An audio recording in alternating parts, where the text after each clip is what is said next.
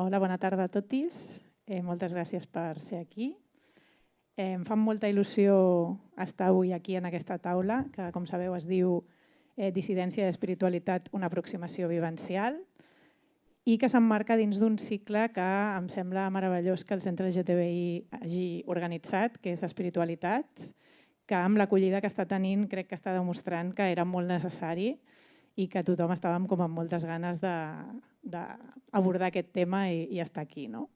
Moltes gràcies per venir a escoltar i moltes gràcies també a vosaltres per venir a compartir. Em sento molt afortunada de poder moderar avui aquesta taula i res, jo callaré bastant i he vingut a escoltar-vos compartir les vostres reflexions i les vostres experiències. Així que res, us presento breument a les persones de la taula i després anem per feina.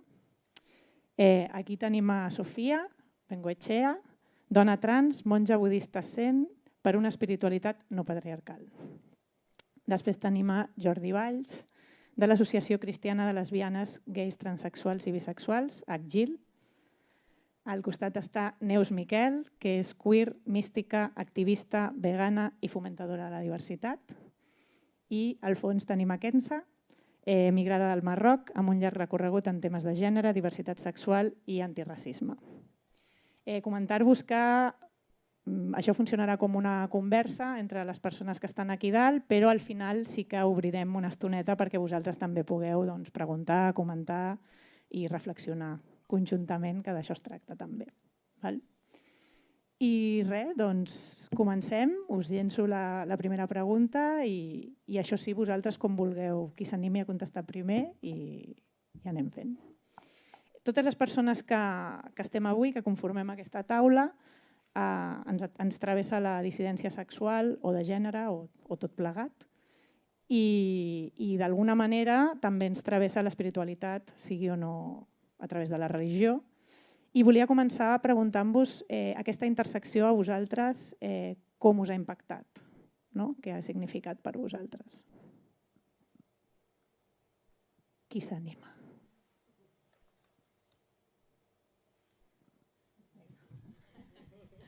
M'animo jo. A mi aquesta se'm sent bé, oi? Sí. A mi aquesta intersecció, la veritat és que el més important és que m'ha permès qüestionar moltes coses de l'espiritualitat. És a dir, en el moment en què tu no encaixes en unes teories espirituals universals que et diuen, per mi vol dir que falla alguna cosa amb aquestes teories. Llavors, per mi, en el sentit l'activisme queer, el que més m'ha ajudat és a tenir un esperit crític en quant a les teories espirituals. Parlo de teories espirituals perquè jo estic molt en el món espiritual i terapèutic, vull dir que no estic parlant ara en concret de religions.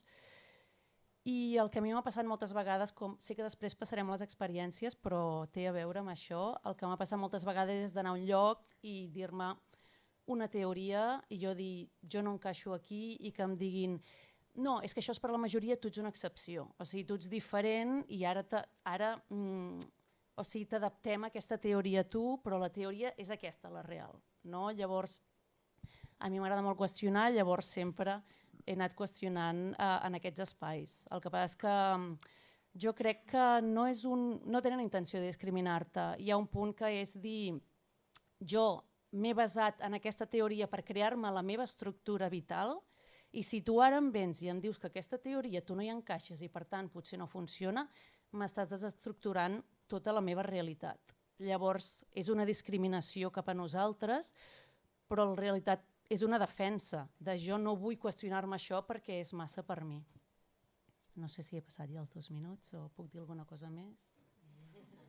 No, ja estic. Puc dir una cosa molt ràpida. Per l'altra banda, ser una persona espiritual i que per mi és molt important connectar com amb la meva energia, amb la meva essència, el fet de poder fer això també em dona com molta força interior i llavors per mi les discriminacions que he rebut, aquesta força interior m'ajuda a superar-les. I òbviament el que més m'ajuda és la comunitat que hi ha al meu voltant, però vull dir jo com a persona aquesta connexió espiritual m'ajuda molt. Jo sempre dic que les persones queer anem un pas per endavant de la resta pel que fa a l'espiritualitat i a contacte amb la transcendència, perquè el fet de ser dissidents, diguem-ho així, ens ha obligat a replantejar o a plantejar-nos moltes coses que la resta, els meus companys dels franciscans, per exemple, doncs, que s'han casat, tenen fills i tot això, i no s'han hagut de plantejar res, i jo en canvi sí. Què implica la intersecció aquesta de ser dissident? Doncs, a veure, jo he viscut la dissidència sexual i la dissidència com a creient al mateix temps, perquè el meu entorn no era creient, ni la meva família, ni el meu entorn d'amics, companys, etc., tot i anar a una escola religiosa, i aleshores aquestes dues dissidències sempre han anat de costat, no? Després, la meva experiència dins de l'església, jo em sembla que soc la més vella d'aquí, per tant filla del postconcili, i aleshores doncs, vaig tenir la sort d'encepegar una comunitat parroquial doncs, crítica, i per tant doncs, també érem crítics amb l'Església i amb el que s'havia dit sempre fruit del concili. Després van venir els altres dos papes i ho han destrossat tot, però en aquell moment ens ho creiem.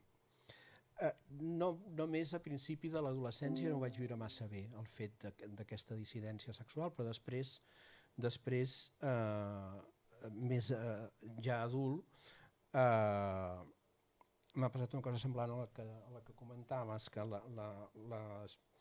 la dissidència sexual i l'espiritualitat van entrar en contacte gràcies a la teologia queer, perquè te n'adones que no es pot ser espiritual sense ser queer,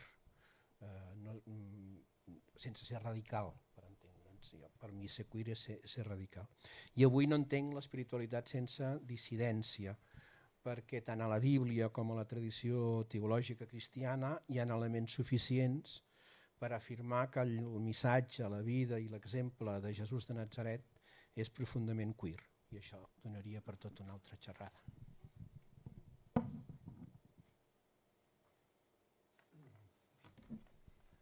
Bueno, jo vinc de dues tradicions on l'espiritualitat no ha tingut mai un gran pes.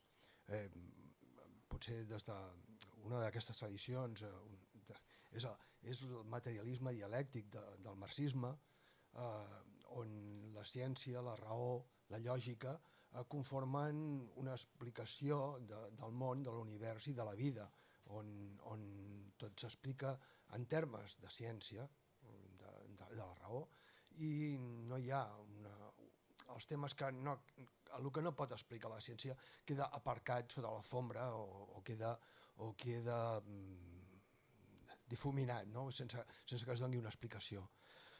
L'altre dels meus orígens és el món trans, el món de la transsexualitat i de la dissidència de gènere, on la vida està centrada exclusivament en el cos.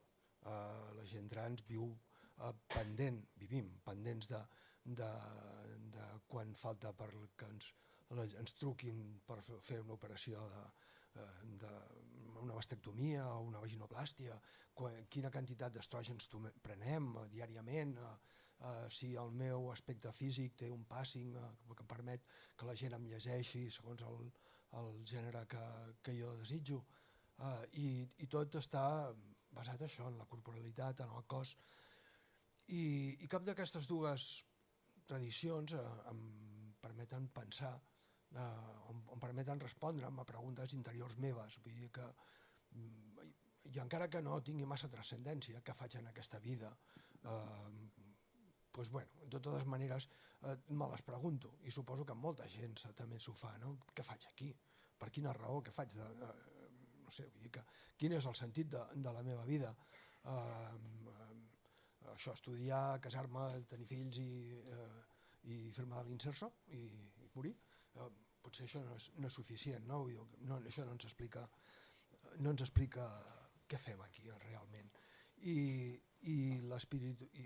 aquest aspecte espiritual, interior, aquestes preguntes transcendents que no es poden formular, juntament amb un sentit de que la divinitat està dintre meu. Vull dir que jo no crec que hi hagi un Déu, però jo sí que sóc divina de la muerte, ho sento molt. Vull dir que la divinitat està en el meu interior i totes aquestes coses no les he pogut investigar mai. Vull dir, perquè d'on surten les meves capacitats, perquè puc crear com fan els déus, perquè puc raonar, perquè puc elaborar pensament, igual que fan els grans déus.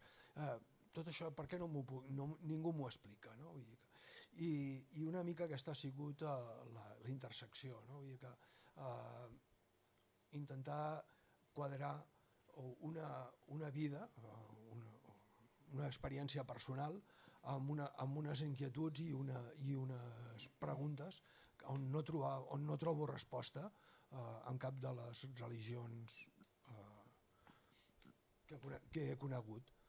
I intento explicar-me a mi mateixa això, què faig a la vida, qui soc i per què estic aquí. Vale, hola. Sí, se me escucha bien. Vale. Yo hablaré en castellano, que me será más fácil. También quería daros las gracias por estar aquí. Vale, ¿qué significa para mí esta intersección? ¿No? He estado pensando mucho entre disidencia sexual y de género, espiritualidad. Decía, me falta algo más, ¿no? Y ahí sí que me di cuenta que está la parte más también de donde vengo, ¿no? Que yo soy migrante de Marruecos, de una cultura marroquí y musulmana, donde la religión y la cultura en sí es religiosa y está en todas partes, ¿no?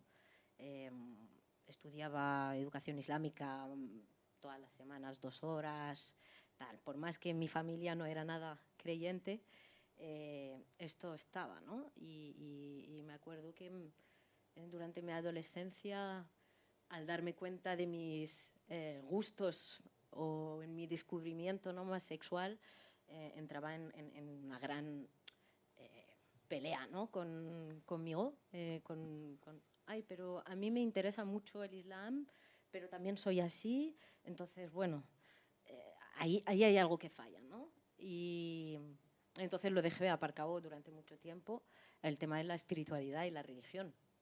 No quise acercarme a esto por miedo al castigo social y al castigo religioso, ¿no? Y ahí en ese momento, bueno, migré, llegué aquí, fue todo muy wow, hay mucha gente queer, LGTB, qué maravilla, y dónde está la espiritualidad, ¿no? Y bueno, por cosas de la vida llegué al Islam desde otro punto, ¿no? Llegué al sufismo, empecé a entender, empecé a integrar y que de alguna manera esto, bueno, ahora mismo forma parte de mí, pero sí que veo que todavía a día de hoy sigue habiendo luchas, ¿no? O sea, que no lo tengo todo solucionado ni resuelto, sigue estando. Entonces, bueno, el impacto es fuerte. ¿Cómo me ha impactado? Pues potente.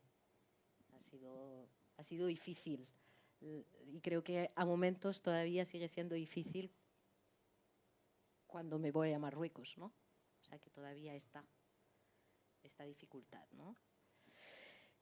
¿Está bien? ¿Me he pasado? Vale. Muy bien, controláis el tiempo perfectamente. Me hacéis el trabajo fàcil. Enllaçant una mica amb això que deies, Kenza, bueno, malauradament no tots els espais espirituals acullen amorosament a la dissidència, no? Llavors, sovint podem trobar-nos hostilitat, directament discriminació, exclusió, i volia que ens compartíssiu una mica com ha estat la vostra experiència en aquest sentit, si si us ha passat i si teniu exemples, i també com a contrapunt una mica si teniu alguna experiència d'un espai espiritual on se us hagi fet sentir que se us incluïa de manera directa i com us heu sentit davant això, si ho heu experimentat.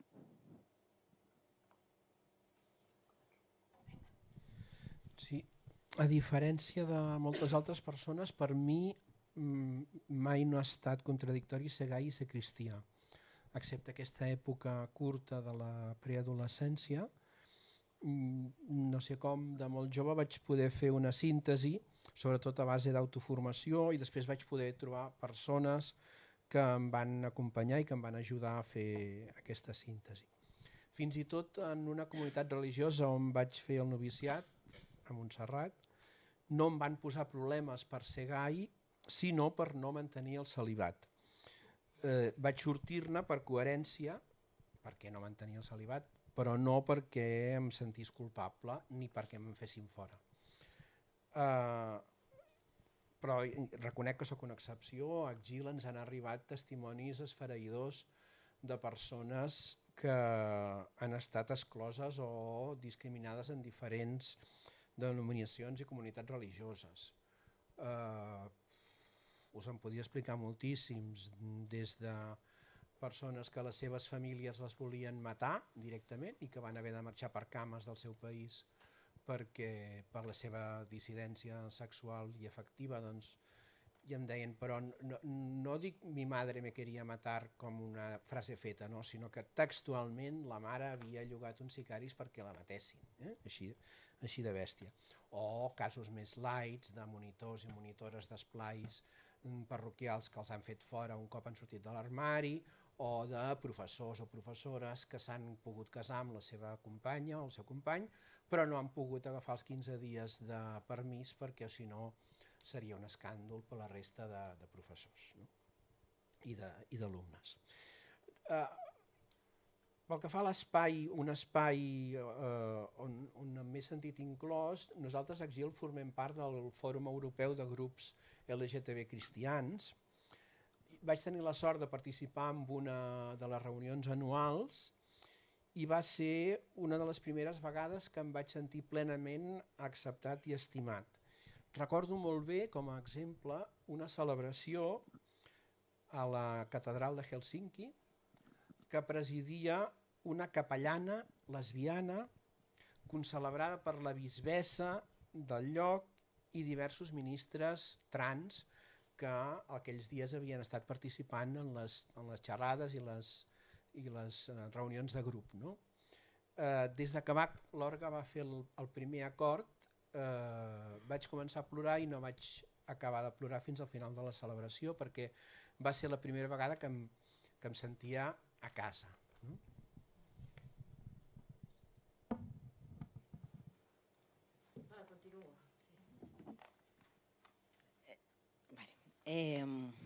Sí, a ver, yo por mi propia experiencia, digamos que cuando vivía en Marruecos no he vivido ninguna agresión directa de nadie, ¿no? Lo que sí me acuerdo es que mi madre me haya pedido. Mi madre es muy abierta de mente, lo sabía todo y me aceptaba, no había ningún problema. Pero me pidió de venir a Europa para poder vivir mi vida, ¿no? Yo creo que también tiene que ver con ella y lo que dirán la familia y la gente más cercana y lo que podría pasar, ¿no?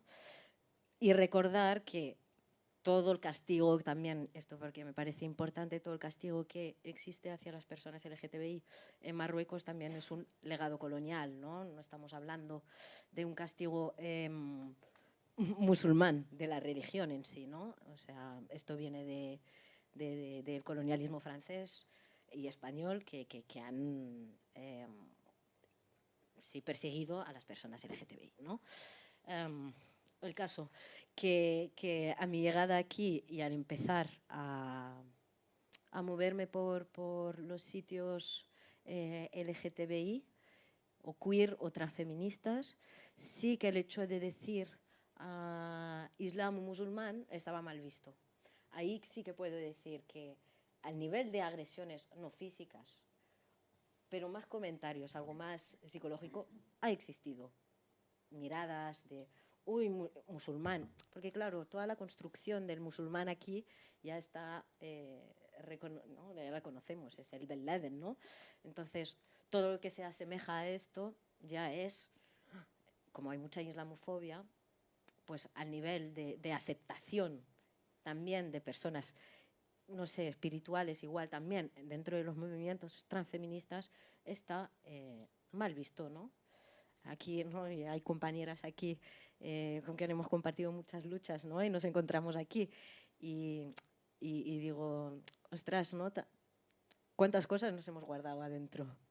Y por miedo al juicio, ¿no? De fuera, por miedo a la violencia también que existe afuera. Y yo creo que también el tema del Islam o el sufismo, que al final y al cabo, bueno, podemos llamar todas las religiones de diferentes maneras, luego acabamos preguntándonos lo mismo, llegando a veces en los mismos puntos, ¿no? Pero tiene un peso ya social y político, ¿no? El Islam en sí. Entonces, bueno, es otra cosa. Se vuelve como una cosa, como, yo creo que está visto como una cosa dogmática, como una cosa cerrada, hermética. Y me acuerdo que al principio de llegar aquí pude participar en unas jornadas en Turquía de personas LGTBI queer del norte de África y Medio Oriente. No todos eran musulmanes, pero la gran mayoría. Y nos encontrábamos y eran unas jornadas de una semana estando ahí, etc. Y me acuerdo de decir, wow, se puede ser todo a la vez, ¿no? Podemos ser completos, ¿no? Es como esta cosa de estoy en casa, ¿no? Bueno, eso, gracias.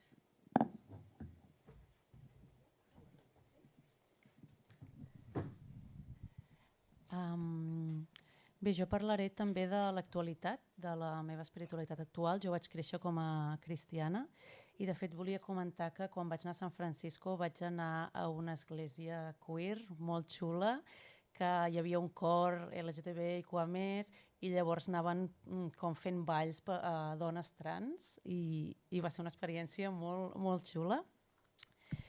I en quant a l'actualitat, clar, jo no tinc un conflicte, bueno, no dic que ningú d'aquí el tingui, sinó que no he tingut un conflicte amb el tipus d'espiritualitat que tinc, perquè al final és molt lliure, cadascú s'agafa les coses que vol i les que no, i sí que hi ha molts referents queer a dins d'aquestes espiritualitats, perquè és com molt ampli. Però que hi hagi referents no vol dir que en el dia a dia no et trobis en situacions. Jo no he tingut discriminació directa, però sí, per exemple, a Londres estudiant color puntura, hi havia un tractament per l'homosexualitat, entre altres coses. Només hi deia homosexualitat, no especificava què feia a l'homosexualitat. I jo vaig anar a la professora i li vaig dir, perdona, això què és? Dic, és homòfob aquest curs que estic fent? Clar, la professora no em va contestar, però les dues persones ajudants eren anglosaxones i es van afanyar molt ràpidament a dir-me que no, que en cap cas ho era, que això no volia dir això. Clar, al final ho deixes anar perquè estàs en el primer dia de formació de 5 i dius, bueno, deixem-ho aquí, no?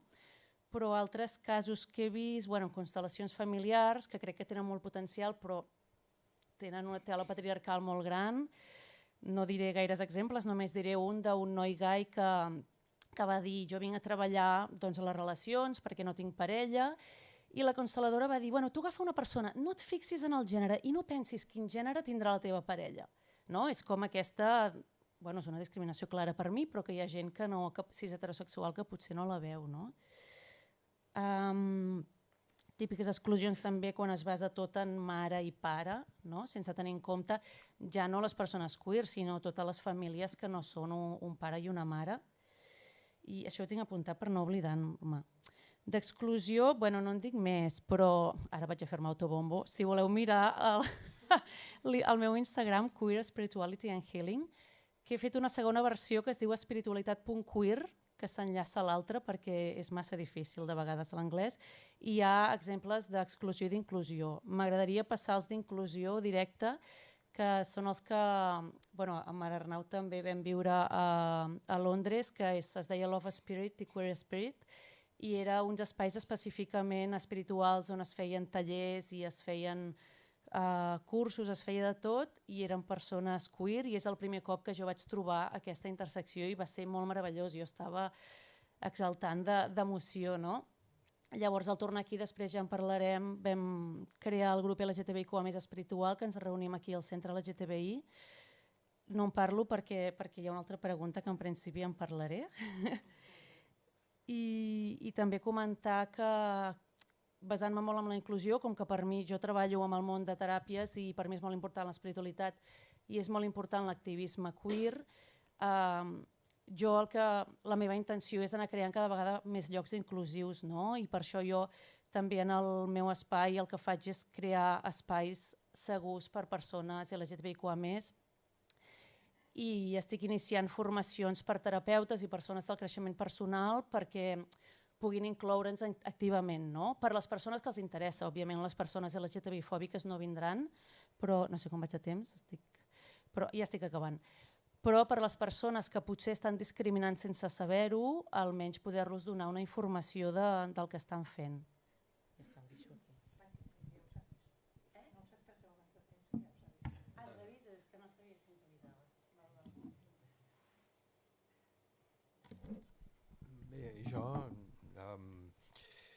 no he patit, no he tingut cap mala experiència d'exclusió, de rebuig, entre altres coses perquè m'he mantingut allunyada de les esglésies i dels seus grups i de les seves parròquies i dels seus esplais i qualsevol tipus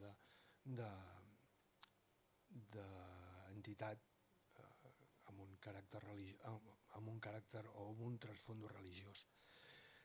En canvi, sí que he tingut experiències positives perquè durant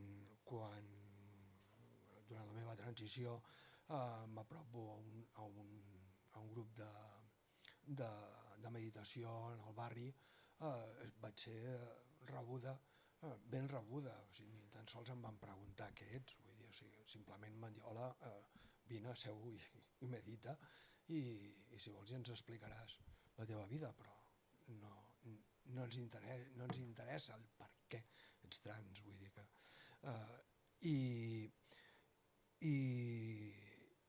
I allí he pogut trobar això, un col·lectiu inclusiu i que m'ha acceptat. També dir que també m'he mantingut lluny de l'església budista. Hi ha un budisme oficial, hi ha un budisme que és una religió, però afortunadament a Occident, a Europa, el budisme ha pres un altre aspecte, molt més laic, molt menys jerarquitzat i que va per lliure. Que és el que m'ha costat jo i que m'ha acollit la mar de bé. També mencionar que també he trobat un grup de dones feministes que es diu Sakyadhita i que estan fent un treball de revisió de tota la ideologia, de tot el component ideològic patriarcal del budisme molt important i que també m'han acollit d'una manera molt amigable. La meva experiència en aquest sentit ha sigut positiva. Moltes gràcies.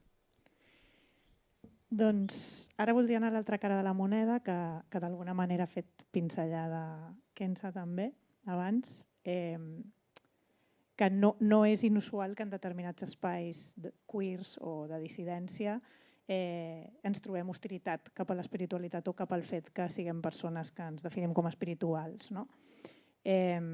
Sabem que moltes persones dissidents hem patit i patim encara violència per part de les institucions religioses i dels discursos espirituals hegemònics, i que aquestes institucions han tingut un paper clau també en la construcció de l'imaginari d'heterosexualitat i del sistema sexe-gènere binaris.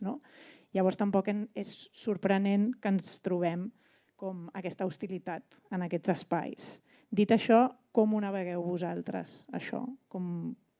com us fa sentir aquesta hostilitat i creieu que és possible transformar-la?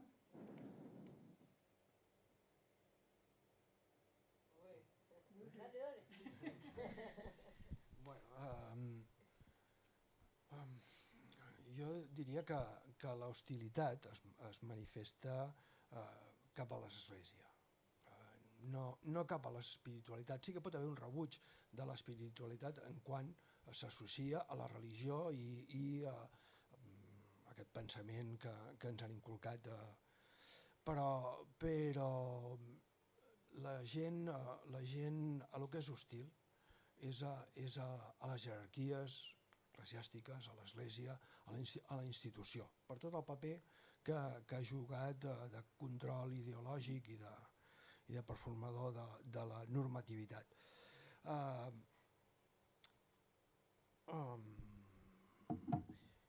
També hi ha que dir que això també té un recorregut en el temps. Vull dir, avui en dia també l'Església ja no juga el mateix paper que jugava durant la primera meitat del segle XX.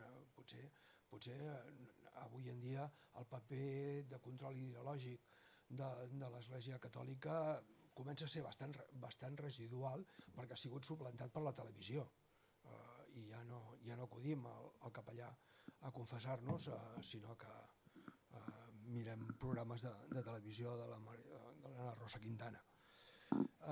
Però i en aquest sentit crec que això, vull dir que remarco que l'hostilitat jo la trobo dirigida cap a la jerarquia i l'establishment eclesiàstic. I comparteixo aquest sentiment d'hostilitat perquè han sigut molts anys. O sigui, si hi ha alguna que sigui enemic de l'espiritualitat és la religió. La religió institucionalitzada, la religió jerarquitzada. La religió ens treu aquella divinitat que parlava abans, ens la treu de dintre i ens la situa en un plano superior que no és nostre i que, a més, ells són els administradors d'aquesta divinitat. I, per tant, això a mi em fa sentir un rebuig, una hostilitat. Vull dir, i durant massa temps, vull dir, ja n'estic tip de les declaracions de la... com es diu? La conferència episcopal. Són els meus enemics. Clar i català, vull dir, no hi ha una altra solució, perquè si no m'enviaran els de Hazte Oír i ho sento molt, hi ha que parar-los els peus. I en aquest sentit, quan preguntaves, transformar aquesta hostilitat, no, ho sento molt, que cremin les esglésies. Vull dir, a Barcelona teníem una tradició, era la Rosa de Foc. Quan hi havia un aldarull es cremava una església. Perquè han perdut aquesta tradició, sisplau. Ja sí, és una botada, ja ho sé, em passo dels pobles. Però el que vull remarcar és aquest sentit d'enfrontament cap a l'Església, cap a les religions establertes i reaccionàries, les que modulen el nostre pensament, les que es erigeixen en marc ideològic de la nostra vida. Manifesto això clarament hostil i enfrontat a aquesta...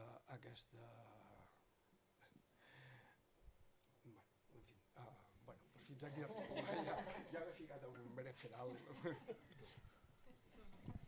Enllaço amb el que ha dit. No, totalment d'acord, estic totalment d'acord. Jo entenc molt bé que la immensa majoria de persones dissidents d'en gènere o sexoafectivitat mostrem hostilitat cap a l'espiritualitat, donats els atacs constants que hem rebut des de les diferents denominacions religioses. Aquí hem fet allò que diuen els alemanys de llançar la criatura amb l'aigua de la palangana. És a dir, aquesta hostilitat, tal com molt bé has dit, és cap a la institució, cap a les religions. Una cosa doncs, és l'espiritualitat, per mi, que ens posa en contacte amb la transcendència, i una altra cosa és la religió, que és la institucionalització de l'espiritualitat. Tots els moviments, tots, han començat per l'espiritualitat i la radicalitat recordeu el que deia abans del missatge queer de Jesús, i al cap de poc, de molt poc, s'han encarcarat, s'han institucionalitzat i han perdut la radicalitat i l'espiritualitat. I això ha passat tant en l'Església, en el moviment cristià, com en els diferents ordes religiosos. Per exemple, Sant Francesc d'Assís, sabeu que va fundar els franciscans, doncs en vida d'ell el van arribar a expulsar de l'orde aquesta perquè era massa radical, els seus mateixos companys, l'orde que ell havia fundat, per tant, això. Però, afortunadament, al llarg en tota època i en tota tradició espiritual van sorgint contínuament persones i moviments que fan reviure l'esperit primigeni, lliure i radical. Francesc és un exemple. No? Pel que fa a l'hostilitat que deies, la meva experiència és que el contacte directe amb persones dissidents de gènere o sexoafectives fa que les hostilitats disminueixin i fins i tot arribin a desaparèixer. És a dir, això demana per això que de la persona hostil una certa maduresa afectiva i intel·lectual que els jerarques o els creients de les diferents tradicions no sempre tenen. Però el que deia, les comunitats i les jerarquies, fins i tot jerarquies, que tenen ocasió de conèixer de primera mà, vull dir per proximitat o per parentiu, una persona LGTBIQ, es transformen i esdevenen espais acollidors, sempre que tinguin una maduresa afectiva, intel·lectual i espiritual, que això no sempre es dona amb aquestes jerarquies. No vull negar que l'hostilitat que encara avui mostra la meva església m'ha fet vessar moltes llàgrimes d'impotència i de ràbia, però també m'ha fet decidir a la vegada a no marxar amb un cop de porta perquè considero que és casa meva, tant casa meva com d'ells, i ells, els jerarques, no són ningú per fer-me'n fora.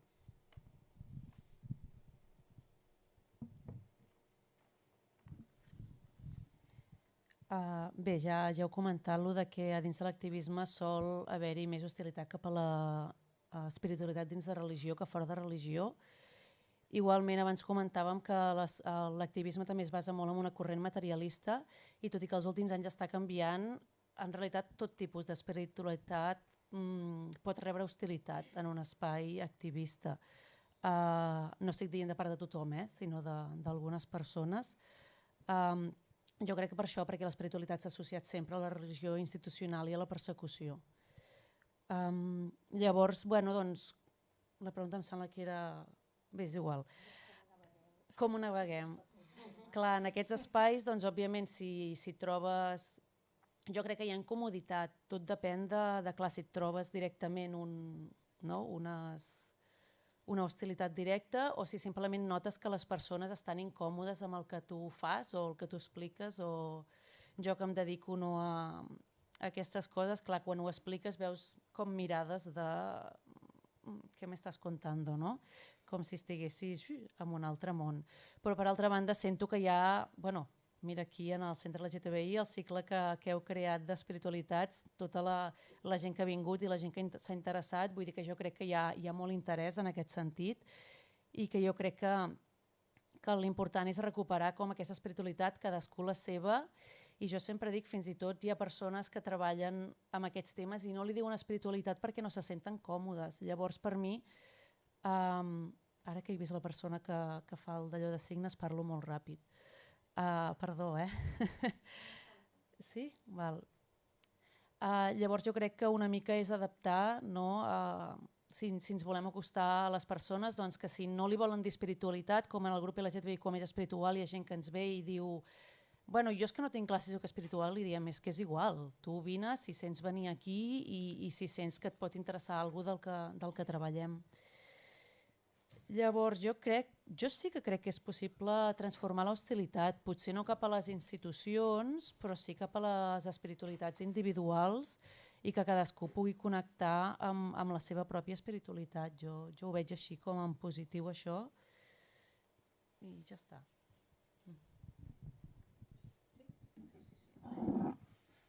Yo continuando, ¿no? Un poco con con lo que decía antes. ¿Cómo navegar?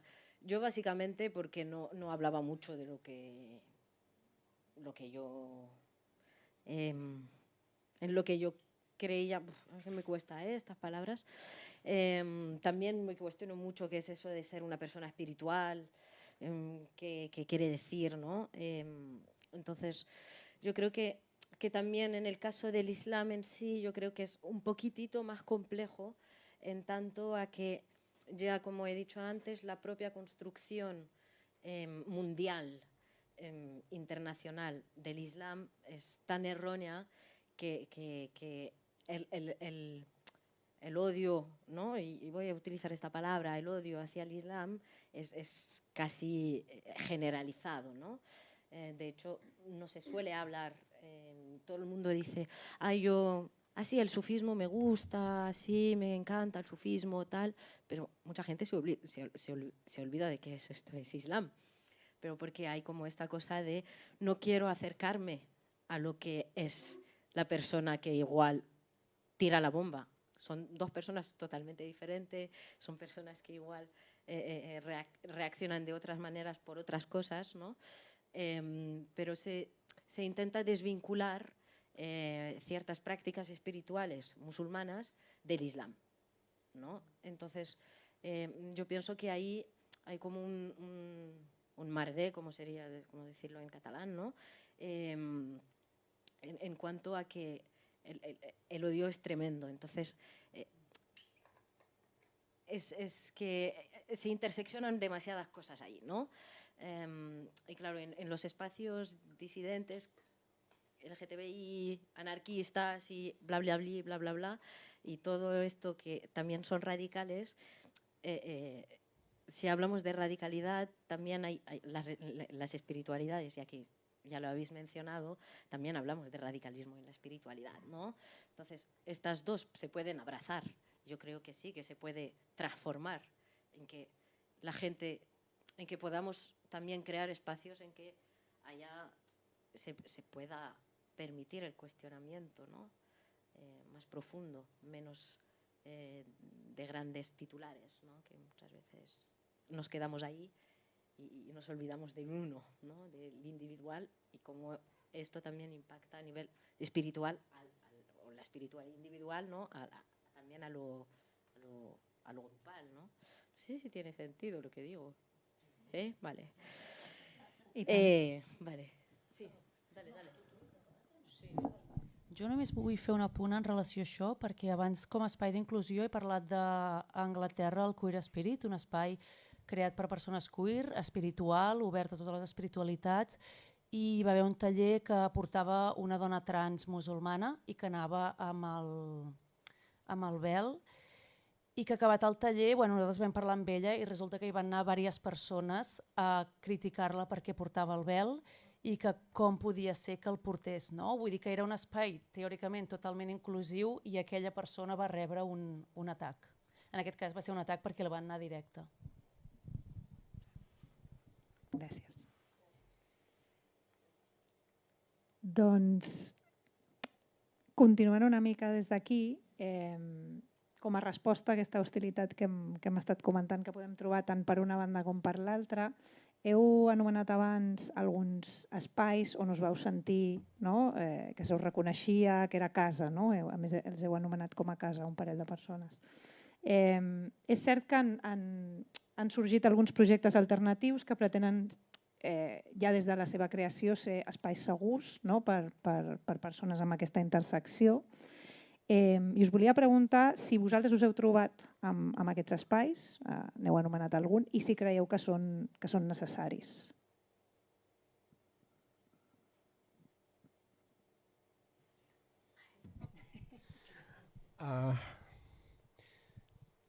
Són necessaris de la mateixa manera que és necessària la identitat, no? En un moment determinat penso que és necessari que em pugui identificar amb home, gai, etc., però a partir d'un cert moment em molesta i no caldria que m'hagués d'anar identificant com a home, gai, etc. Per tant, aquests espais segurs avui encara són necessaris.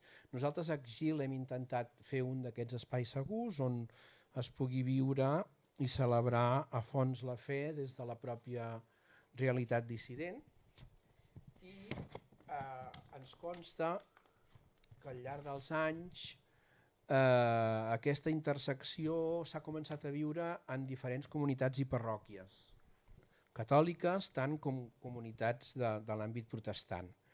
Aquest era un dels nostres objectius, que tothom pogués viure la seva realitat sexual i de gènere en la seva comunitat d'origen.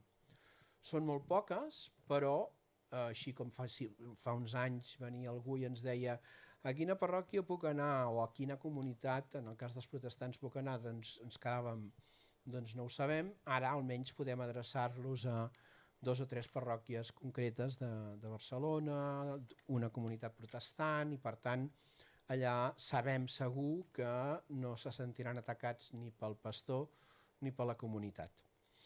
A tall d'exemple, la comunitat protestant, aquesta a què em refereixo, el pastor explicava fa poc que va oficiar el bateig de la filla d'una parella de noies i que abans de començar l'ofici van presentar-se uns senyors, tot homes, a intentar-lo convèncer que era un pecador i un no sé què i que estava trencant i que convocaria la ira divina sobre ell. Van pretendre posar-se a la porta de l'església a repartir pamflets perquè la gent no hi entrés i bé, al final, ell va passar olímpicament, no? I es va poder celebrar aquest bateig. Però vull dir que malauradament aquestes comunitats que són segures doncs encara pateixen els atacs de persones intolerants. No?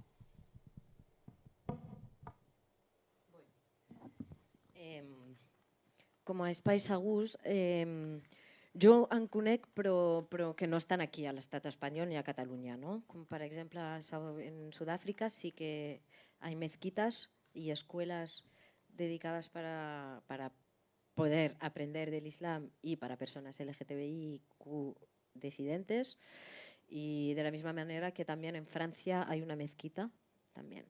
Lo que sí, los espacios que he podido encontrar están más en internet, ¿no? Instagram y en libros también, ¿no? Que puedo decir que hay gente afín, como puedo mencionar pues Abdonor Prado, que ha escrito mucho sobre también la despatriarcalización del Islam, sobre el anarquismo y Islam. También el Jalil Bárcena es aquí en Barcelona, que es un gran sufí que tiene una mirada muy amorosa, ¿no? Hacia el Islam. Y también una comunidad de muchas mujeres, ¿no? Feministas musulmanas aquí en Cataluña, pero no en una comunidad, no podemos hablar de una mezquita de mujeres, ¿no? Donde lo LGTBI está presente, tal, pero sí que veo que empieza a haber un cambio bastante significativo, al menos es lo que estoy viendo yo en las redes, ¿no? En ese sentido. Estados Unidos también está lleno de esto. Pero también me pregunto, bueno, hasta qué punto, ¿no? Hace falta que llegue aquí, si no, ¿para quién? ¿A quién le atraviesa eso? ¿A qué cuerpos? ¿No? Porque yo digo, hay muchas personas musulmanas que llegan aquí y que son gays, que acaban en el CIE, ¿no? Entonces, para deportar. Entonces, luego yo pregunto, ¿qué comunidad estamos hablando? Si luego hay una persecución diaria hacia esos cuerpos, ¿no? Entonces, bueno, sería ver también a qué nivel ponemos cada cosa, a qué empezar a luchar con qué, contra quién, de qué manera, ¿no? Si el racismo y la islamofobia está aquí arriba y luego hay una policía, ¿no? La Gay Les Paul, que va cazando a la gente marroquí y no les pregunta si son gays o no, pero va cazándoles y acaban en la cárcel o en el CIE, ¿no? Entonces, bueno, es como tener esa mirada de a quién entraría en esas comunidades, para quién serían estas comunidades, ¿no? Si hablamos de Islam, ¿no?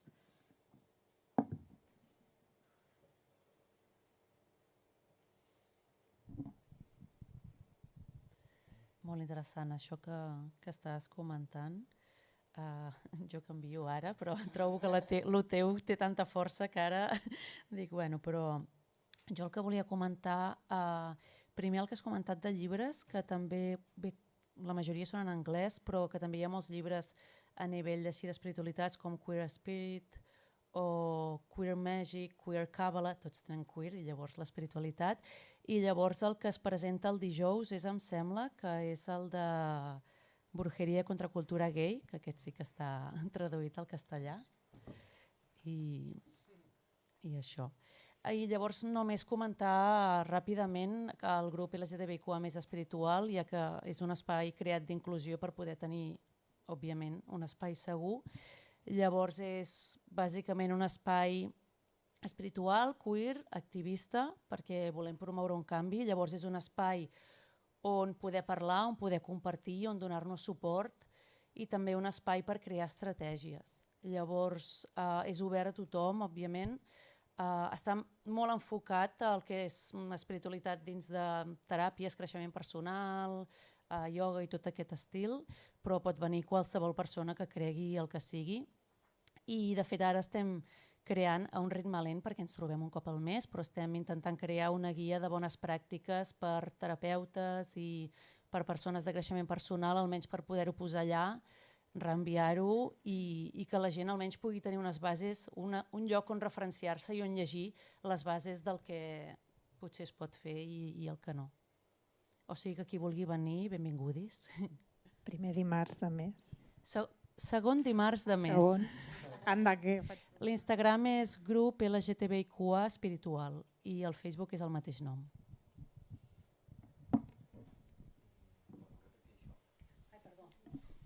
L'Instagram és grup LGTBIQA espiritual.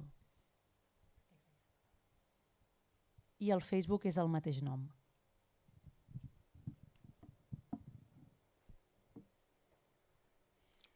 Bé, a mi aquesta pregunta m'ha fet pensar quants centres budistes a Barcelona pots anar i dir que i dir obertament que ets gay, que ets lesbiana, que ets trans, que ets un travesti.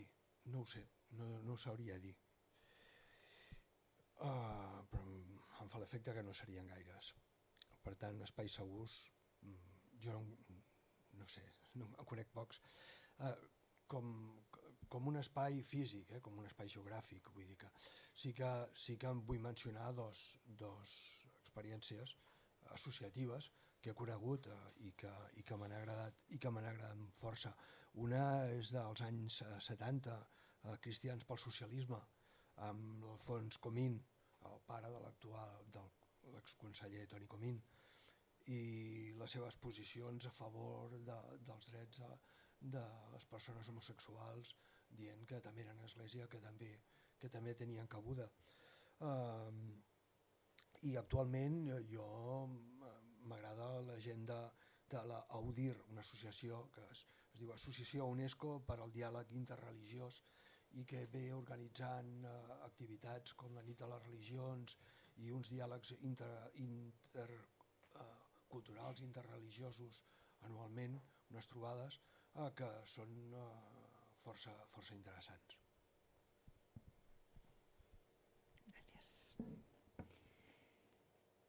Voldria tornar una mica a la primera pregunta que us he fet, però expandint una miqueta més. Heu parlat del que implica aquesta intersecció per vosaltres.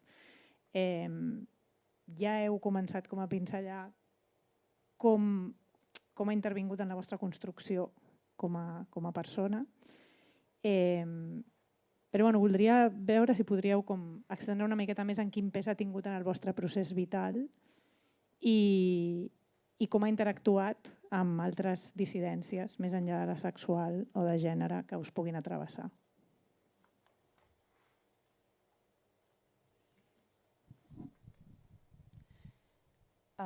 Jo crec que aquesta intersecció a mi m'ha afectat molt profundament en la meva construcció com a persona. Primer, des de l'activisme, perquè m'he construït com per fora del... Bueno, per fora això es diu molt. Anava a dir per fora del sistema cis heteropatriarcal i he pensat que això era passar-me, intentant estar fora. Val? I llavors, jo volia comentar una miqueta per sobre, com la meva història, per parlar d'això. No? Jo vaig créixer en una família catòlica i jo ja a catequesi m'anomenava cristiana i no catòlica perquè no estava d'acord amb la institució catòlica. Llavors jo sempre feia com aquesta diferenciació que em sembla molt bé que estigui catòlic. Vull dir que jo era la meva manera de reivindicar que no estava d'acord amb allò. I per parlar de més interseccions, vaig estudiar una carrera de ciències veterinària, tot i que ciències naturals. I clar, la ciència tradicionalment ha estat oposada també a l'espiritualitat. Al principi estava junta, però es va separar en un moment donat. Per tant, dins d'una carrera de ciències, ja ser espiritual ja era com, que raro, no? Llavors, justament aquesta carrera, llavors jo vaig fer comportament animal i anatologia donem ansiolítics als animals quan tenen problemes de comportament. Justament va ser aquesta carrera la que em va fer anar cap a les teràpies naturals. Vaig començar amb flors de Bach i d'aquí vaig descobrir un món meravellós de teràpies del que ja no em vaig sortir mai més i no vaig parar de fer cursos. Però el que volia comentar és que en tot aquest procés jo vaig passar moltes crisis. Crisi primer de jo soc veterinària, ara faig teràpies naturals, però a què em dedico exactament? Puc posar a la meva web que faig teràpies o la gent no em prendrà seriosament perquè veterinàries de ciències i teràpies és algo no? Que tampoc és tan però vull dir, estic parlant de la visió de la gent. Llavors, clar, com que vaig fer les teràpies, les vaig estudiar per persones, vaig començar a treballar amb persones. Ho poso tot a la mateixa web, tot això va durar molt temps, eren setmanes de reflexionar, encara que sembli mentida ara, de dir, clar, però les persones que igual no els interessen els animals trobaran molt raro que treballin persones i animals. Clar. Després, espera, que m'ho he apuntat per no oblidar-me de totes les meves crisis. Llavors, clar, posar que acompanyo a persones queer a la meva web, ostres, com ho viurà això la gent que ho llegeixi? Que clar, òbviament la reflexió és jo no vull persones LGTBI-fòbiques venint a mi pel que sigui, però clar, tot això és un procés que vas fent, no? Llavors, per exemple, jo faig drag queen, drag queer, drag healer. Això ho poso a les meves xarxes socials o la gent deixarà de prendre'm en sèrio perquè soc drag queen? Però jo sempre dic que un cop estàs a dins del món queer ja pots ser drag queen, si vols, no? I a més la meva drag queen és una drag queen mística, és més xacres i fa meditacions drag i fa viatges emocionals a través de cançons conegudes, no? Una mica de petardeo, però per connectar amb les emocions i amb la teva ànima o essència, cadascú que li digui com vulgui. Llavors, tot això és un procés que és complicat, però que al final t'acaba enfortint, perquè tu et vas qüestionant i quan ja arribes al moment final dius, ostres, he fet un procés tan gran que dins meu jo ja em sento forta, no?, amb tot això. I per últim és el veganisme, que és, poso receptes veganes a la web? Em poso o no?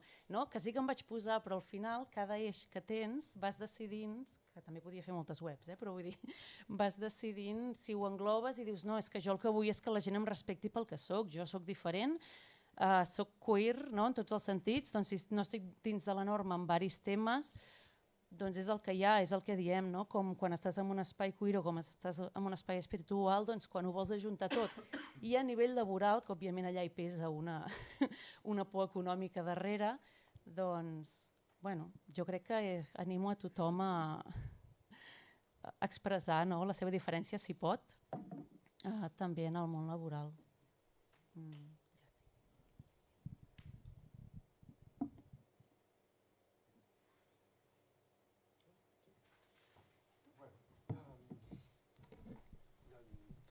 Tu vas trobar a casa teva amb una... Jo la porto en el bolso. Espera, vale. Sí que és pràctic. Bueno, no creguis amb el que pesa. Estil carbó. Sí, disculpeu-me, però potser diu que faig proselitisme, però mireu aquest Buda travesti. O sigui, trobar-se això és dir, hòstia, he trobat casa meva. Vull dir, puc ser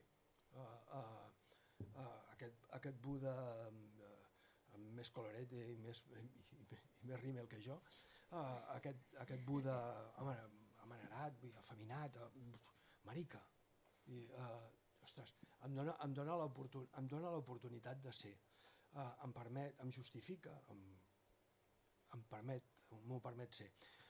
Relativament, o sigui, això, en realitat, dintre del budisme, això significa la superació de l'oposat, de lo masculí i lo femení, la síntesi, però no se t'acudeixi, a Àsia no se t'acudeixi ser un travelo budista, no.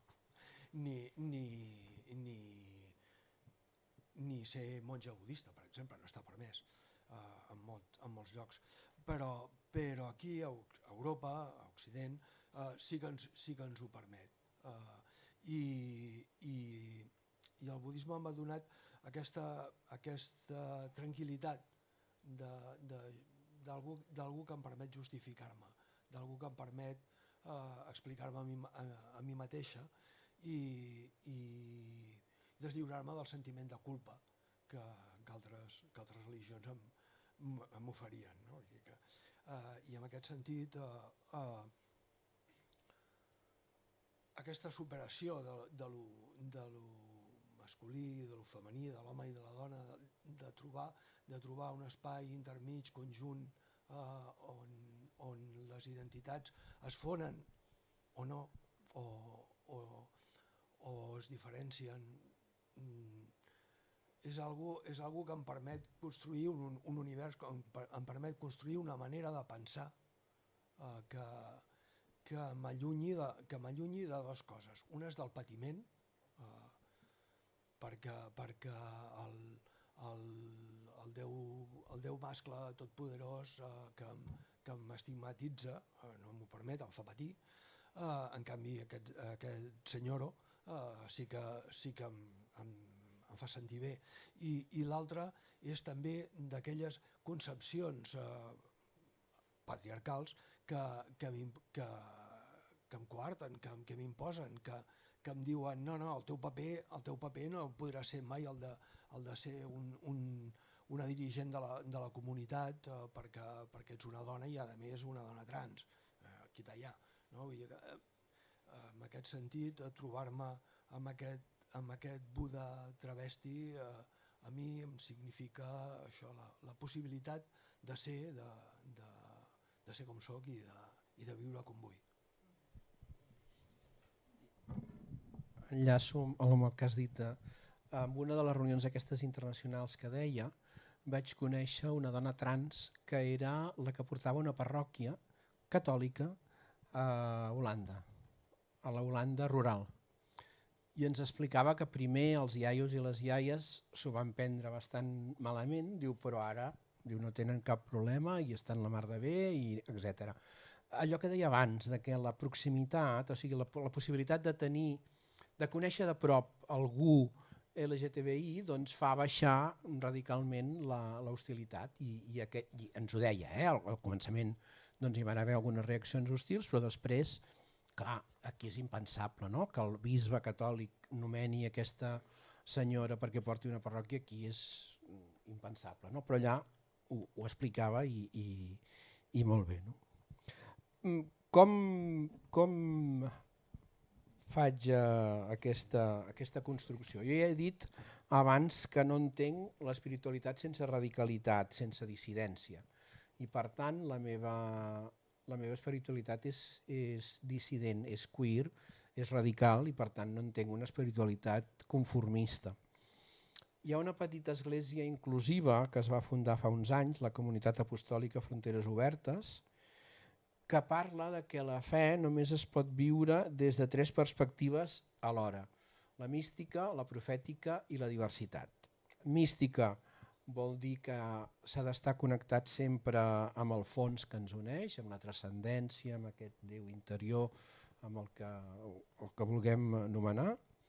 Profètica, perquè aquest contacte amb el fons que ens uneix ens ha de portar cap a lluitar per la justícia, perquè la humanitat arribi al regne. El que diem els cristians és que és tota la humanitat que ha d'arribar al regne i per tant connectar i treballar per la justícia, i diversitat, que tot això cal fer-ho sabent i reconeixent que cadascú i cadascuna de nosaltres és divers i que per tant cadascú i cadascuna viu la mística, la profètica i la profètica de manera diferent a la nostra, una manera diferent i tan lícita com la nostra.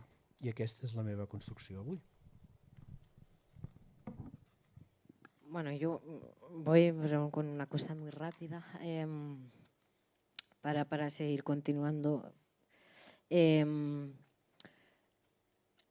Yo personalmente lo que me ha hecho clic al llegar aquí y con todas mis contradicciones y mis luchas internas, ¿no?, entre religión y espiritualidad y yo, ha sido pues estar cerca de una persona que casi muere, ¿no?, en un proceso de enfermedad. Y me he dado cuenta de mi propia mortalidad. No me daba cuenta de que me iba a morir. De hecho, cuando era joven, me pensaba que era inmortal, ¿no? Y me imaginaba así como Superman. Y yo me acuerdo de mis fantasías, que son muy de niño, de niña, ¿no? Que era, yo, esta gente inmortal, yo soy inmortal, ¿no? Y así me lo creí toda la vida. Hasta hace 6 años, 7, que dije, hostia, no, nos vamos a morir todos, ¿no? Y ha sido, wow, en serio, Peña, ¿y qué es la muerte, no? Y ahí ha sido como, vale, hay algo que me estoy perdiendo, porque si me muero mañana, hay algo que no me cuadra, ¿no? Y creo que esto me ha permitido mucho poder unir todas estas partes, ¿no? Como cosas... como que yo creo que, bueno, la muerte es esa la conocida de bueno, pues te mueres, ya no existes en este plano, pero bueno, vamos viviendo muchas pequeñas muertes todo el rato, ¿no? Y vamos renovándonos una y otra vez, ¿no? Y eso en su momento me creaba ansiedad, ¿no? Había llegado a ir al médico y tomarme ansiolíticos, ¿no? Pero ahora no estoy bien. pero sí, como ese malestar, ¿no?, me llevaba a esos puntos que creo que gracias a poder unir, gracias a ir a terapia también y hacer todo un proceso, ¿no?, personal, me ha permitido como estar más cerca o unir estas dos partes, ¿no? Y decir que existen en mí, sí, y ya está bien, ¿no? Gràcies. Jo m'he quedat en el Superman encara, però que jo m'he quedat en el Superman de Peque Inmortal, però bueno, algun dia canviaré o no. Bueno, jo en el Peter Pan Inmortal, sí. El meu era Peter Pan. Sí que anem una mica amb el temps just, però no m'agradaria no fer l'última pregunta, perquè me apetece mucho. Bueno, per acabar, voldria que reflexionéssim també sobre el paper del binarisme dins dels discursos espirituals. Des dels rols marcats de gènere fins a l'energia masculina i femenina, que ha sortit, no?, també anomenat per aquí. La gran majoria de teories o discursos religiosos o espirituals reforcen el binarisme, no? Com us posicioneu vosaltres davant d'això? Creieu que cal qüestionar aquest pensament i com ho fem? Así, resumidamente. Pregunta facilita para resumir al final. Y así me lo quito de encima. Bueno, bueno, yo ahora mismo estoy acabando la formación en terapia Gestalt y sale mucho, bueno, entre mis compañeros y compañeras, no, mi energía femenina, mi energía masculina, la tengo tal. Luego miro en Instagram y veo grupos de hombres que se trabajan su energía femenina para ser menos machirulos, ¿no? Como cosas así. Es real, existe, pero desde la espiritualidad. Y yo me preguntaba, ¿no? Y decía, y a mucha gente les pregunto, ¿y qué es eso de la energía? ¿Y qué es eso de femenina y masculina? Y me decían, bueno, tú sabes, en el budismo, el yin y el yang, ¿no? Y yo decía, bueno, esto no me queda claro. yo creo que muchas veces nos quedamos en traducciones también de ciertos textos o ciertas cosas que corresponden a culturas y a momentos determinados y nos los traemos aquí y nos es fácil porque es una sociedad binaria en la cual vivimos, entonces achacamos la ternura a la energía femenina y la acción a la energía masculina, ¿no? Así como es muy básico para mí eso, ese pensamiento de energía femenina y masculina, ¿no? Entonces para mí es como, ¿cómo cambiamos el discurso, ¿no? ¿De qué manera? Y hay mucha gente que cambia ese discurso, como utilizar, por ejemplo, en la bioenergética, ¿no? En que se utiliza el subimpulso tierno, el subimpulso agresivo, que es ir a la acción sería el agresivo, y el subimpulso tierno sería estar más para adentro, ¿no? Entonces yo creo que es ir reinventándonos para evitar crear otra vez esta cosa maravillosa es que las redes están plagadas de esto, es que es tremendo. Todas las mujeres maravillosas, blancas, con el pelo largo, con su energía femenina, y todos los hombres altos, fuertes, tal, con su energía masculina. Los dos tienen de los dos, siempre dicen esto, pero se alza más estos estereotipos, se ponen más por encima, que, ay, son así, ¿no? Y a la vez, en todos esos discursos, yo me acuerdo que había llamado la atención, y esto debería dejar de hacerlo, en un grupo de Instagram, hablando de energía masculina y tal, y les pregunté, bueno, ¿no creéis que esto perpetúa los estereotipos de género? Me bloquearon al momento, no me contestaron. O sea, es así. Claro, también es un marketing. En las redes esto, yo quiero dinero. Entonces te lo vendo y tú te sientes más cerca a una cosa o más a otra. Entonces, bueno, es normal que me bloqueen porque si no se les va se les va el producto abajo, ¿no? Entonces, bueno, yo creo que es que me cabrean, però bueno, no passa nada. Bueno, com que tu ja has fet molta part del discurs que jo anava a fer, gràcies. No, perfecte, perquè així ja... jo és el que comentava abans, no? Que jo no he comentat la part econòmica i sí que és veritat que és molt important, però és la part de m'estàs desestructurant el que jo ja m'he cregut. No? Però la part econòmica és molt important perquè al final, si tu mires a tot aquest món, hi ha molta gent guanyant molts diners basant-se en uns estereotips, no només energia masculina i femenina, sinó molts altres, que es perpetuen i jo és com, és que jo no faré això, jo vull fer un canvi a la societat. Bé, doncs llavors cobres menys, no? Vull dir, però el que sí que volia comentar, que tinc per aquí, és el que tu has dit, però diferent, que és que l'energia masculina bàsicament és l'estereotip d'home i l'energia femenina bàsicament és l'estereotip de dona.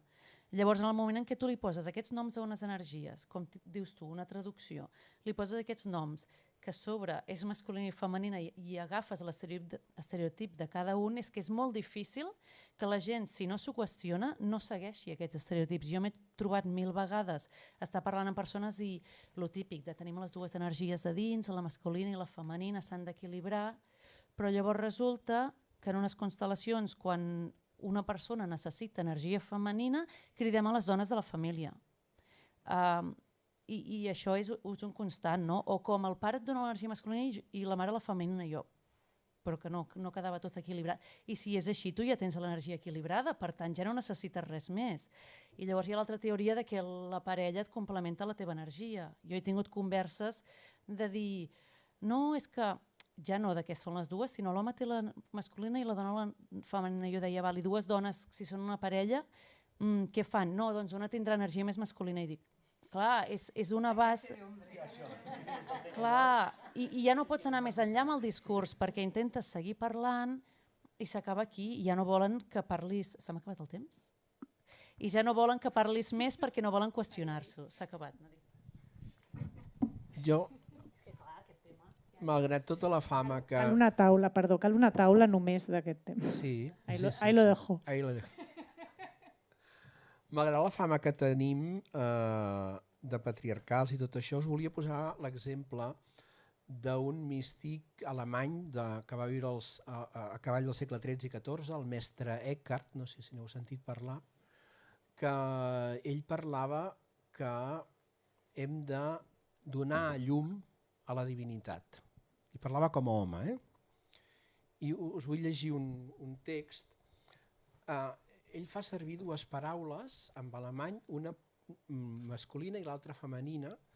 La masculina l'he traduït per Déu i la femenina per divinitat, digueu-ne deïtat, per exemple. Ell diu: Déu i la seva deïtat són tan diferents com el cel i la terra. I encara vaig més enllà. La persona interior i la persona exterior són tan diferents com el cel i la terra. Però la distància entre Déu i la deïtat és encara més gran, a milers de milles. Déu és i deixa de ser, creix i decreix. Déu i la deïtat es distingeixen per les obres i per la manca d'obres. O sigui, Eckhart distingeix entre Déu i la deïtat. Déu seria la part activa, creadora, alliberadora, activa, històrica, i la deïtat la part de l'ésser, la del silenci, el misteri, la foscor i la font. Fa servir Déu en masculí, com us he dit, i deïtat en femení, i tot fent, quan ho fa, lamenta el llenguatge de Déu que ignora la divinitat pròpia de la seva època. O, en altres paraules, posa un llenguatge que posa l'acció per sobre de l'ésser, la història per sobre del misteri. I ens avisa que siguem conscients del llenguatge sexista quan parlem de la divinitat. El patriarcat deixa fora la deïtat, deixa fora i fins i tot deforma el misticisme, com hem vist al llarg de la sessió d'avui. El misticisme ens porta dins de la deïtat, de la qual provenim i a la qual retornarem.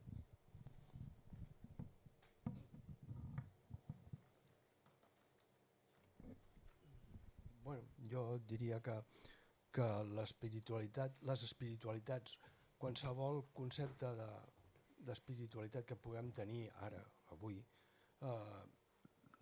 no existeix per si sol, no té una naturalesa pròpia, intrínseca, sinó que està travessada per el marc ideològic en què es desenvolupa, pel context social i històric en què apareix. I per tant no ens estranyem que les idees patriarcals, que les idees discriminatòries estiguin introduïdes, existeixin també dintre de qualsevol espiritualitat. I, per exemple, jo citaré en el cas del budisme, on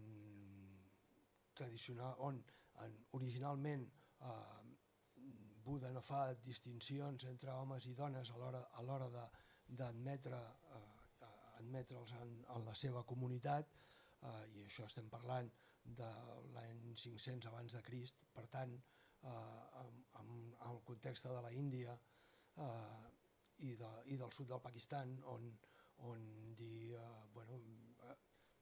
pot haver una monja entre nosaltres, era molt trencador en aquella època. A pesar d'aquest context, el budisme acaba opinant, acaba creant un corpus on la dona no pot arribar a la il·luminació, no pot convertir-se en un Buda, sinó que té que morir i reencarnar-se en un home per poder-ho aconseguir. Bé, la dualitat existeix en totes les religions, en totes les espiritualitats, i la meva pràctica avui en dia és aquesta resistència davant d'aquest pensament binari, discriminador, masclista, patriarcal que hi ha en el budisme, i que juntament amb les dones de Sakyadhita ens esforcem per combatre, i moltes altres dones ens esforcem en aconseguir una equitat de gènere dintre del budisme. Moltes gràcies. Em sembla, jo seguiria parlant d'aquest tema i de tots molta estona, però he intentat a veure si podíem encabir-ho tot. Em sembla que ens queden com uns minutets per recollir preguntes, comentaris, reflexions del públic. Potser és millor que en recollim diverses o... Vale. No sé si algú té ganes per aquí. No, jo només que en referència a l'última pregunta que feies, em venia al cap el tema d'energia masculina, femenina, cos dona, cos home. Clar, jo sóc millennial, tinc 35 anys, però m'ha vingut al cap, quan anava a l'escola, els llibres de naturals, clar, que hi havia el cos home, entre cometes, i cos dona, entre cometes, però m'ha vingut al cap un text que deia que els homes normalment tenen tendència que els agradi el futbol, els esports, i hi havia escrit que les dones normalment tenen més tendència a tocar el piano. Clar, però això, vull dir, això quan jo anava a l'ESO, clar, que ja em plantejo, revisem com són els llibres, ara jo no ho sé perquè no ho sé, però clar, que jo sóc prou jove i això estava escrit als llibres de naturals del col·le, que, hòstia, flipes, no? Ja està. No sé com són els llibres d'ara, si algú té fills, filles, a veure com està el tema. Molt semblants. Clar, és un desastre. I persones intersexuals, per exemple, no? Surt allà el cos, un desastre. Ja està.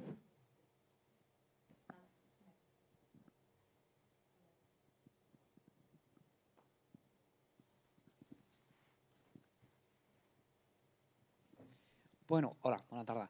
Això que comentàveu és molt interessant tota la ponència, perquè des de tots els vessants que comentàveu, i el que comentava aquí la companya, això dels rols de gènere, no? Que a mi em passava igual, o sigui, semblava que si tu ets nen t'agrada el futbol, per nassos, i si ets nena doncs t'agraden altres coses. Esclar, jo tindria dues preguntes. Com es pot combatre des de l'espiritualitat l'homofòbia, no? I el tema dels rols, perquè has fet una molt bona pregunta, com és ara, jo vaig acabar l'escola en 97, no tinc fills, i clar, tu ja has contestat, ara avui dia continua passant, la qual cosa, això indica que aquests rols continuen estant incrustats. No? Com es pot lluitar des de l'espiritualitat contra l'homofòbia i com es poden canviar aquests rols?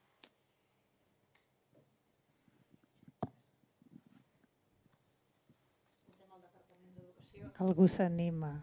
Veu una mano. Bé, no sé si a respondre. Jo penso que seria el mateix que amb la societat, és a dir, entenc la pregunta i de fet és una bona pregunta i no tinc estic intentant elaborar una resposta, però que penso que al final és com ho fem des de la societat, doncs incloure l'espiritualitat dins del que estem fent, no? Incloure l'espiritualitat potser en l'activisme. Si mentrestant algú té una idea... Sí, perquè... És que hi ha una imatge que a mi em va servir molt, que parla imagineu-vos la roda d'una bicicleta amb radis que van al centre. Els radis són les diferents tradicions religioses. Quan estan al començament estan separades i a mesura que es van acostant al centre es van acostant entre elles i per tant van desapareixent les exclusions, les discriminacions, etc. I per tant jo crec que la solució és l'espiritualitat en el sentit aquest d'aprendre a anar a fons.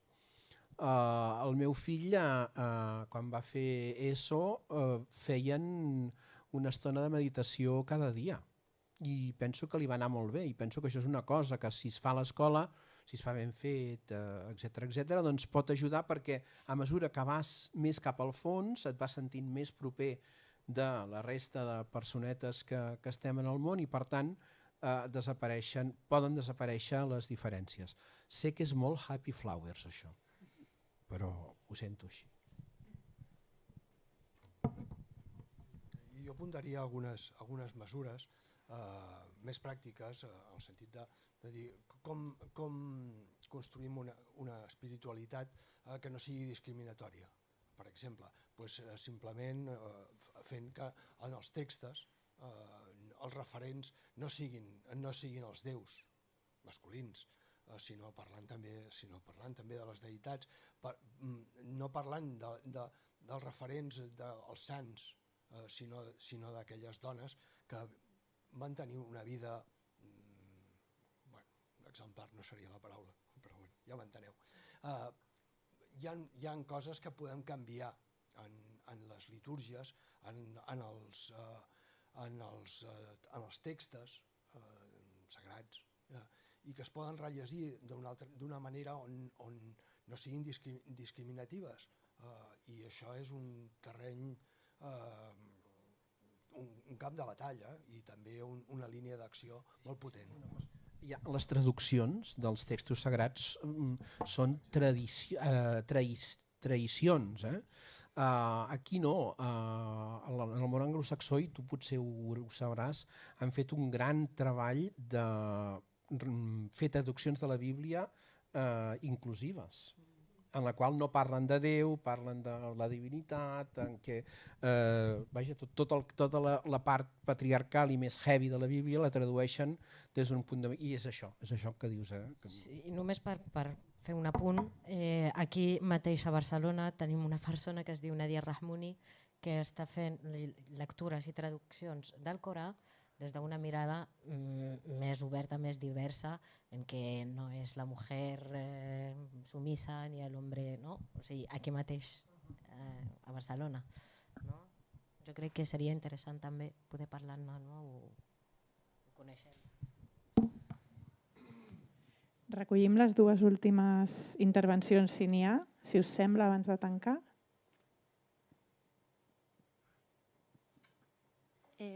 Bueno, només anava a aportar una cosa molt petita, que és que quan des de la religió, o sigui, si tu vens d'un entorn cristià i et trobes, per exemple, sent una dona lesbiana, crec que el primer que, o sigui, és trobar altres que estan en la mateixa situació que tu, perquè igual et trobes en moments on, jo què sé, hi ha una discriminació, no, cap a les dones lesbianes, i si tu estàs sola no diràs res, però si sou vàries podeu començar a, no sé, almenys a parlar-ho, a compartir-ho, sí.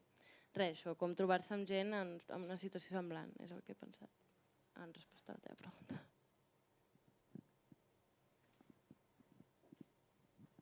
Hola. Bueno, jo tinc com dues preguntes. La primera és com des del principi, com potser m'hagués agradat com que cada una com que pogués explicar des de sí, com què és l'espiritualitat, perquè com fora de context o tal, o des del vostre punt de vista també estaria guai com des del principi haver-ho conegut també per com entrar un poc més en la dinàmica i també com per exemple com el que heu dit com que havia un bautizo i tal, no sé què, o sigui, també com sortir de la norma, per exemple, el poliamor tindria cabuda dins les religions, com amb el sistema, l'estructura del matrimoni i de més, o si està contemplat d'alguna forma, està adaptat perquè es pugui fer aquesta nova forma o alternativa de conviure i de crear comunitats i de més, o com quedaria per allà, per exemple, el poliamor o l'anarquia relacional o coses no monògames des de l'estructura.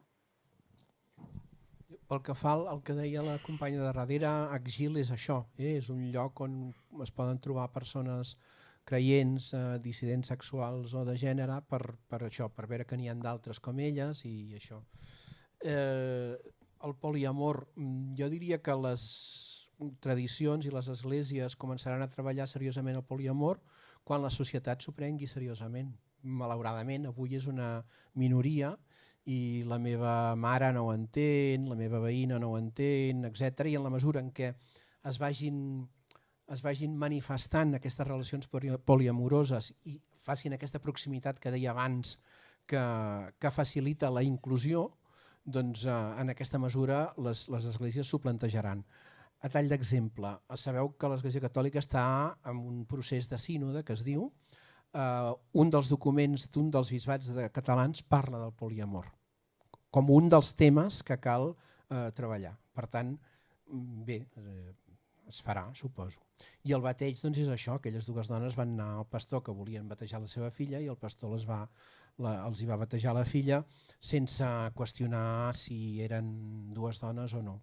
I això en l'Església Catòlica també es va donant, amb molta dificultat, però es va donant. Queda molt per fer per això. Clar, has preguntat dins de l'estructura, jo com que és més espiritualitat fora de religió, clar, és més fàcil englobar-ho perquè al final cadascú fa el que li sembla, no? Simplement coses que ho poden impedir doncs són, òbviament, com a mostra de la societat, aquesta espiritualitat també és molt monògama. Llavors tens tot el de les ànimes bessones, com que només hi ha una ànima bessona i que l'has de trobar, això acabaria sent la monogàmia, la mitja taronja de sempre, però al final pots buscar espais espirituals que no es basin en aquestes teories, no? O en les energies masculina i femenina, que, bueno, que es basin en energia masculina i femenina no vol dir que no puguin englobar l'anarquia relacional, no? En aquest sentit, però crec que estava més dirigit a les institucions, a la part religiosa, no? Tu vols dir alguna cosa? No.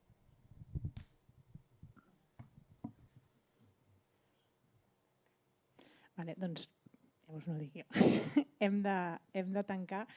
Donar-vos les gràcies, Sofia, Jordi, Neus i Kenza, per totes les vostres aportacions. Jo seguiria una hora més escoltant-vos, així que haurem de fer una round 2 en algun moment. Moltes gràcies a tothom per venir i per les intervencions i espero que ens seguim trobant en espais tan necessaris com aquest. Gràcies.